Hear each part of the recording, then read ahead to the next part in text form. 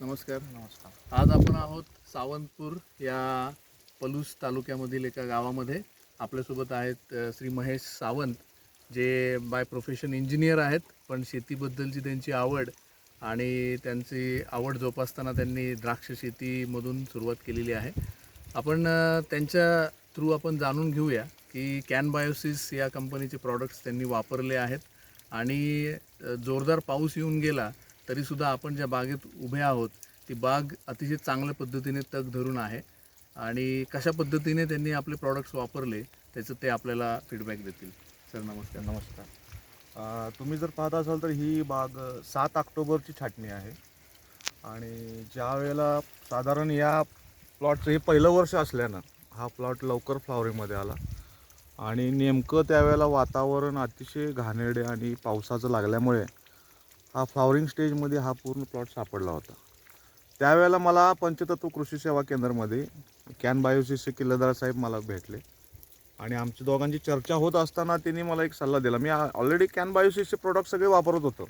सोडोमिलास्टिनचे हात पाऊस पडला की आम्ही घेत होतो, पण त्या किल्लेदार साहेबांनी मला एक सल्ला दिला की तुम्ही पहाटे 5-5:30च्या दरम्यान किंवा संध्याकाळी 7-7:30 वाजता ज्या वेळेला तुम्हाला मॉइश्चर लेवल असते किंवा धुकं असतं, या परिस्थितीमध्ये जर तुम्ही स्प्रे घेतला तर अशा पद्धतीनं तुम्हाला त्याचा बऱ्यापैकी फायदा होईल. त्या दृष्टीने मी पर एकर 1 किलो सुडो आणि 2.5 मिली मिलॅस्टिन वापरले. त्याचा फायदा मला या प्लॉटला जरूर झालेला आहे.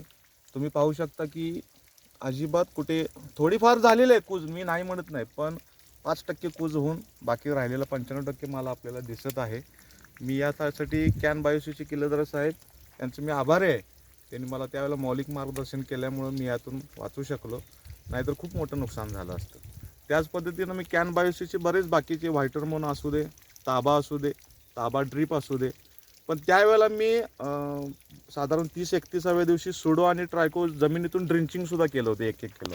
त्याचा पण फायदा बॅक्टेरियल कंट्रोलमुळे झाला आणि त्याचा फायदा मला आत्ता असं दिसतंय की माझी बाग आता सुस्थितीत आहे. अतिशय चांगलं वाटतंय आम्हाला सुद्धा की बाकीच्या शेतकऱ्यांचं जिथं पावसामुळे नुकसान झालेलं आहे आणि तुमची बाग त्यातून तरलेली आहे. आणि आमचे किल्लेदार सर असतील किंवा कॅन बायोसिसची सगळी टीम यांच्यातर्फे तुमचं हार्दिक अभिनंदन आणि तुम्हाला तुमचं शुभेच्छा सहकार्य सुद्धा. आम्हाला असंच राहू दे.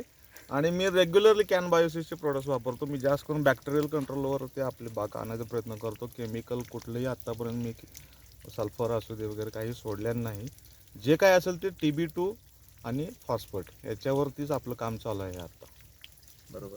TB2 आणि फॉस्फेटचा काय फायदा जाणवला तुम्हाला? साधारण पोटॅश अपटेकसाठी तर चांगलंच आहे. साधारण फॉस्फरस अपटेकसाठी PSB KSB साठी मॉलिक्युल चांगलं आहे. त्याच्यामुळं थोडंसं मण्याला लांबी पण चांगली मिळाली, फुगवण पण चांगली मिळाली. जे काही आपण देतोय फर्टिलायझेशन ते अपटेक होण्यासाठी पण मदत मिळते. त्याचा परिपूर्ण वापर होतोय, हेच मला जाणवलं आहे त्याचं. बरं. ताबा व्हायटरमनचे किती स्प्रे झाले?